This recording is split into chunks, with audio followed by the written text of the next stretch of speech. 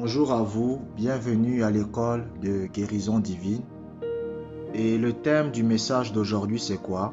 C'est la guérison se produit par la puissance de Dieu. La guérison se produit par la puissance de Dieu.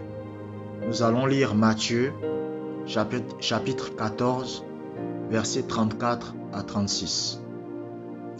Après avoir traversé la mer, ils vinrent dans le pays de Génézareth. Les gens de ce lieu, ayant reconnu Jésus, envoyèrent des messagers dans tous les environs, et on lui amena tous les malades. Ils le prièrent de leur permettre seulement de toucher le bord de son vêtement. Et tous ceux qui le touchèrent furent guéris. Tous ceux qui le touchèrent furent guéris. Ce passage de la Bible est un passage très intéressant. Ça nous raconte l'histoire du Seigneur Jésus-Christ qui va à un lieu qui s'appelle Génézareth. Et lorsqu'il arrive à Génézareth, la Bible dit que les gens vont le reconnaître et vont appeler les malades. Quand ils vont appeler les malades, ils vont dire quoi à Jésus? Ils vont dire à Jésus, permets-nous seulement de toucher le bord de ton vêtement pour que nous soyons guéris. Donc ce que la femme à la perte de sang a fait. Amen. Maintenant, vous devez comprendre une chose. Vous devez comprendre une chose.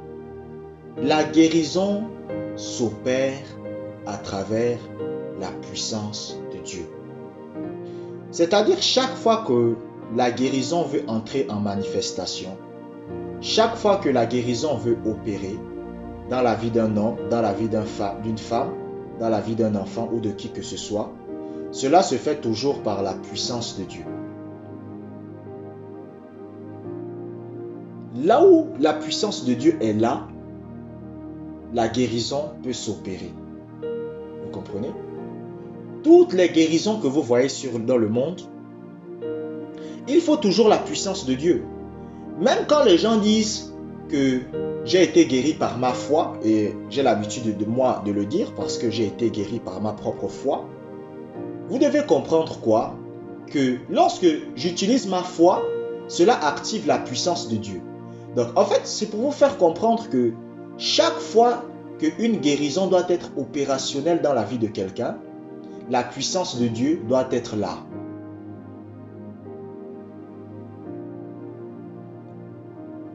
Vous savez quelque chose, il y a un homme de Dieu qui a pu dire une fois que lorsque la puissance de Dieu ne se manifeste pas, cela signifie que Dieu n'est pas en action. C'est-à-dire à partir du moment où vous arrivez dans un endroit et que il n'y a pas de manifestation de la puissance de Dieu, cela signifie que Dieu n'est pas en action.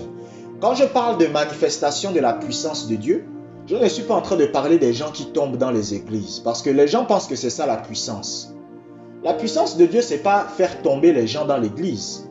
Donc quelqu'un en impose les mains. Je ne suis pas en train de dire que si ça arrive, c'est quelque chose de mauvais. Mais les gens pensent que c'est ça la puissance. C'est-à-dire, on impose les mains à quelqu'un et il tombe, il se relève, la vie de cette personne ne change pas et on dit que la puissance de Dieu s'est manifestée. Non. La puissance de Dieu permet d'obtenir la guérison. En fait, lorsque la puissance de Dieu est en manifestation, il y a des changements dans la vie des gens. Vous comprenez? Lorsque la puissance de Dieu est en manifestation pour vous guérir, qu'est-ce que cela veut dire? Cela signifie que vous allez commencer à voir la guérison se manifester dans votre corps. Lorsque la puissance de guérison est en action dans votre vie, vous allez commencer à voir des changements dans votre corps. Chaque fois que la puissance de guérison est en manifestation, il y a un changement dans la vie de la personne. Est-ce que vous me suivez? Par exemple, il y avait un jour un jeune homme et deux personnes qui étaient poursuivies par une armée. On voulait les tuer. Et sauf que parmi ces trois jeunes hommes, il y en a un qui est mort. Vous comprenez? Maintenant, qu'est-ce que les gens ont fait? Les deux gars qui étaient avec ce jeune homme-là, ils ont pris le gars qui est mort et ils l'ont jeté dans le tombeau d'Élisée. Et lorsqu'ils le jettent dans le tombeau d'Élisée, Vous comprenez? Parce que chez les Juifs, à l'époque, en Israël, on les enterrait dans des cavernes. des sépulcres. Donc c'était des cavernes.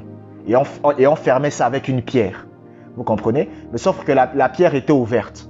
Donc on l'a jeté dans le sépulcre là où était Élisée. Et la Bible dit que lorsque le mort va toucher les os d'Élisée, il va revenir à la vie. Instantanément. Et il va sortir du sépulcre et il va se remettre à courir. Vous comprenez? Qu'est-ce qui a fait en sorte que ce jeune homme revienne à la vie malgré qu'il était mort? C'est la puissance de guérison de Dieu. Vous comprenez? C'est la puissance. Parce que c'est la puissance de Dieu qui a fait ça. Vous comprenez? La dernière fois, j'ai lu un livre sur la guérison divine. Parce que moi, je continue toujours à m'informer. Je continue toujours à apprendre. Moi, je ne dis jamais que je connais tout. Non, non, non. Je continue toujours à apprendre. Toujours, je paye des livres sur la guérison. Et la dernière fois, j'ai lu un homme de Dieu. Il parlait. Il disait que lorsque vous voyez un mort qui ressuscite, la puissance de guérison de Dieu est à une très forte dimension. Premièrement, la puissance de guérison de Dieu ramène cette personne à la vie. Deuxièmement, la puissance de guérison guérit le corps de cette personne. Vous comprenez? Parce que si une personne est morte du cancer et qu'il revient à la vie et que le cancer est toujours là, il va mourir encore à nouveau. Vous comprenez? Donc, ça guérit son cancer. Est-ce que vous comprenez? Vous comprenez? Et ça le restaure totalement. Vous comprenez? Donc, c'est plus qu'un miracle. Vous comprenez? C'est pour ça que, par exemple, lorsque vous voyez que Jésus a dit à Lazare, Lazare sort. Non seulement Lazare est revenu à la vie, mais la maladie qui était dans le corps de Lazare avant qu'il ne meure a disparu. Vous comprenez? Et il était totalement délivré. Est-ce que vous comprenez? Donc, la puissance de guérison, la puissance de Dieu, lorsqu'elle est en manifestation, va créer la guérison dans le corps. Lorsque quelqu'un dit que la puissance de Dieu est en train d'agir dans sa vie, ça veut dire que la puissance de Dieu est en train d'agir sur son corps pour guérir son corps. Est-ce que vous comprenez? Pour guérir son corps. Maintenant, comment activer la puissance de guérison dans votre corps? Comment l'activer? Je me rappelle, il y a de cela quelques semaines, j'ai fait un audio là où je parlais d'activer sa foi. Et j'ai reçu le message d'une dame qui m'a dit, mais comment je fais pour activer ma foi? Comment je fais pour activer ma foi, pour libérer la puissance de guérison? C'est lorsque vous louez Dieu et adorez Dieu pour votre guérison malgré les symptômes. Je répète, comment faire pour activer la puissance de guérison dans votre corps? C'est lorsque vous louez Dieu et adorez Dieu pour votre guérison malgré les symptômes. C'est-à-dire, vous ressentez les symptômes dans votre corps, c'est vrai. Vous ressentez la douleur dans votre corps, c'est vrai. Vous ressentez des problèmes dans votre corps, c'est vrai, vous comprenez? On ne va pas nier ça, c'est vrai. Mais qu'est-ce que vous faites? Vous louez et adorez Dieu pour votre guérison. Oh Seigneur, merci. J'ai des douleurs au niveau des intestins, mais je te bénis, Père, parce que je suis guéri. Je te bénis, Père, parce que tu me délivres. Je te bénis, Père, parce que tu es bon. Je te bénis, Père, parce que je suis libre de mes maladies. Gloire à toi. Vous êtes en train de marcher.